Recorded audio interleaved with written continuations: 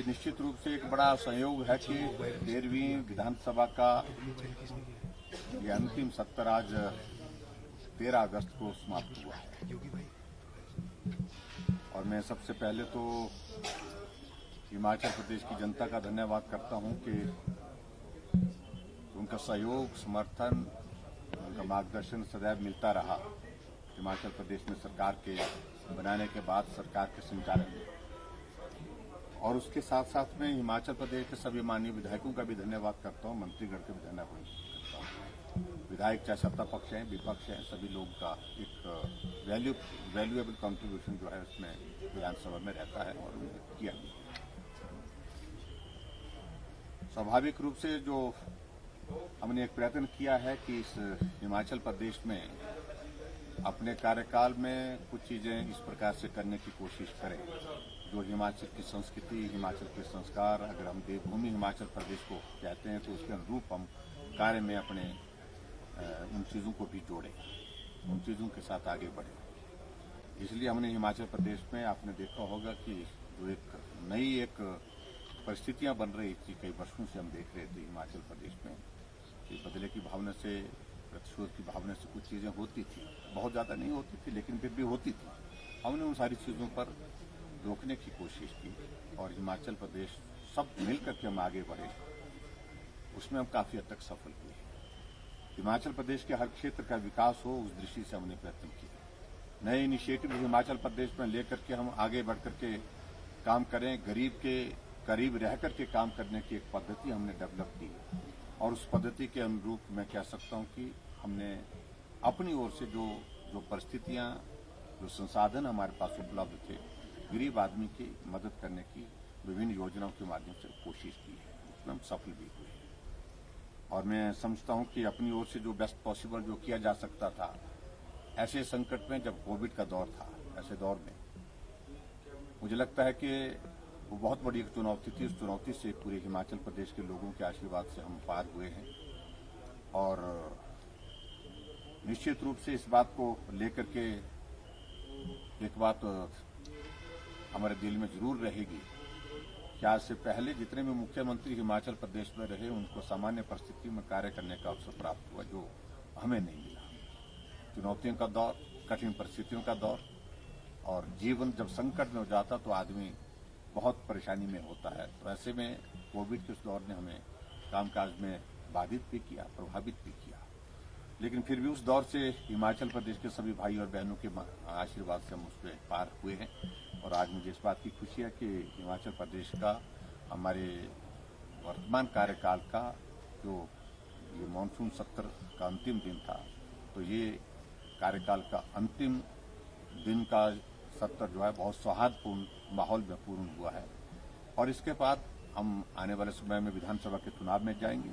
विधानसभा के चुनाव के बाद फिर नई परिस्थितियों में यहाँ पर हिमाचल प्रदेश में मिलेंगे, आप लोगों से भी मिलेंगे और आप सबका भी, मैं मीडिया जगत के सभी मित्रों का भी मैं आभार व्यक्त करता हूँ। आप सबका भी एक बहुत बड़ा कॉन्ट्रीब्यूशन, वैल्यूएबल कॉन्ट्रीब्यूशन जिसको मैं कह सकता हूँ हिमाचल प्रदेश में हमें मिला है और उसके लिए मैं आप सबका आभार व्यक्त करता हूँ।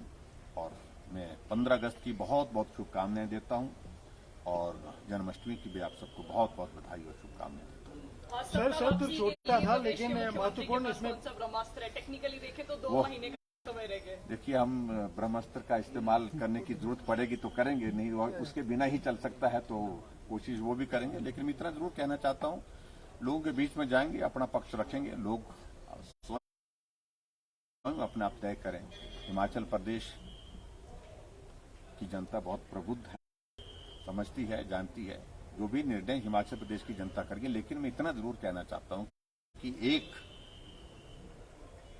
बात जो हमेशा यहां पर बात कही जाती है कि 5 का कार्यकाल बांट करके करते हैं, तो अब की बार बांटने की स्थिति ना हो, तो हमने इस बार ये बात कही है कि इस रिवाज को बदलेंगे और इस रिवाज को निश्चित रूप से बदलेंगे। आदरणीय प्रधानमंत्री जी का हिमाचल के साथ बहुत स्नेह है, एक दिल का रिश्ता है। हिमाचल की प्रगति के लिए उनका एक बहुत बड़ा योगदान रहा है और उनके आशीर्वाद से, उनके मार्गदर्शन से और हिमाचल प्रदेश की जनता के शुभकामनाओं से, उनके आशीर्वाद से हिमाचल प्रदेश में फिर भारतीय जनता पार्टी की सरकार बनाएंगे, ऐसा मैं दावे के साथ कह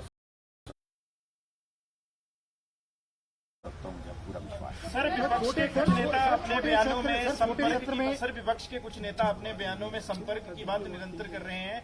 मुख्यमंत्री ने भी क्या कुछ नेताओं से संपर्क साधा है? बहुत जल्दी आपको उसका परिणाम दिखेगा। सर, महत्वपूर्ण विधेयक आए हैं सत्र के बीच में।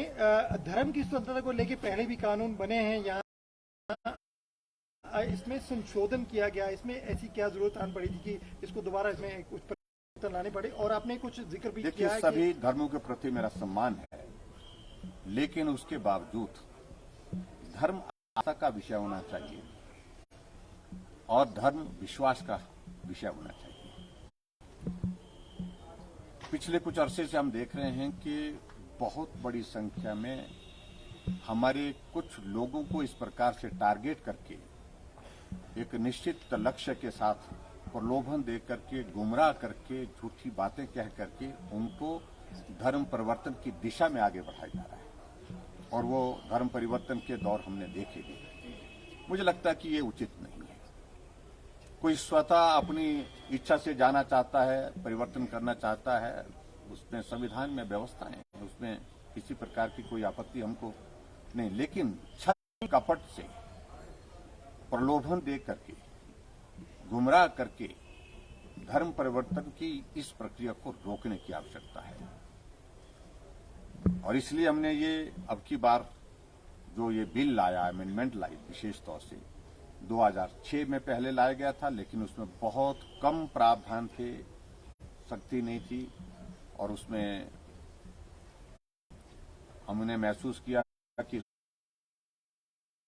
इसमें और ज्यादा उसको थोड़ा स्ट्रिंजेंट रहना चाहिए, मजबूत करना चाहिए, थोड़ा उसको कठोर बनाना चाहिए। तो 2019 में हमारी सरकार बनने के बाद मैंने फिर विधानसभा में लाकर के उसमें अमेंडमेंट किया और आज हमने एक और अमेंडमेंट, कुछ और अमेंडमेंट उसमें की और उन अमेंडमेंट्स के हिसाब से मैं कह सकता हूं कि संभवतः पूरे देश भर में वो प्रोविजन जो आज हमने जोड़े हैं किसी राज्य में नहीं होंगे। बहुत सख्त करने की कोशिश की है और उसका परिणाम आने वाले समय में मैं समझता हूं कि अच्छा परिणाम रहेगा जो सबको देखने को मिलेगा। सर, क्लॉज की बात कर रहे हैं, उसमें ये विपक्षी सदस्यों ने भी कहा है संविधान में जो राइट दिए हैं एससी वर्ग को, उसको छीन रही है सरकार। और अनुसूचित जाति के वर्ग के लिए हमारा पूरा सम्मान है और उनके लिए उसमें इस तरह कोई प्रावधान कॉन्स्टिट्यूशन में, अगर आपने जो जिसका मैंने जिक्र किया है, जो कॉन्स्टिट्यूशन में ऑलरेडी जो प्रोविजन है, उस प्रोविजन का मैंने रेफरेंस किया है, उसमें प्रावधान है, उसमें किसी प्रकार से किसी वर्ग को इस प्रकार से इस तरह की बात नहीं कही गई है। और खास तौर से कोई व्यक्ति अपना धर्म छोड़ करके दूसरे धर्म में जाते हैं और दूसरे धर्म में जहां कोई क्रिश्चियन बनता है वहां पर वो कहते हैं कि हमारे यहाँ पर जाति पाति नहीं है, और दूसरे धर्म में जाते हैं तो वहां पर वो भी बोलते हैं हमारे भी यहाँ पर जाति पाति नहीं है। अगर जाति पाति अगर हिंदू धर्म में अगर मानी जाती है, इस बात को लेकर के मैं सिर्फ इतना ही कहना चाह रहा हूं कि उस सारे प्रोविजन में किसी जाति के खिलाफ कोई विषय नहीं है। सिर्फ एक ही बात है कि अगर कोई धर्म परिवर्तित कर रहा है और उस जाति के अनुरूप उसको कोई लाभ अगर मिलता है तो उस जाति के छोड़ने के बाद दूसरे धर्म में प्रवेश करने के पश्चात जो डिक्लेरेशन का जिक्र है तो उसमें स्वतः उसको जिक्र करना होगा कि मैं इस धर्म छोड़ करके जा रहा हूं, तो उसके लिए मेरी पात्रता नहीं रहेगी। मौजूदा सरकार का ये अंतिम सत्र जो है वो विधानसभा का रहा है और वहीं अगर देखें तो क्या विपक्ष को सरकार अपने जवाब से संतुष्ट कर पाई है? ये तो आप लोग तय करेंगे, लेकिन हमने पूरा संतुष्ट करने की कोशिश की और मैं दावे के साथ कह सकता हूं अविश्वास प्रस्ताव, नियम 67 के अंतर्गत चर्चा, ये तमाम चर्चाएं बहुत कम होती हैं विधानसभा। हमने अलाउ की है और अलाउ करने के साथ साथ में हमने विपक्ष को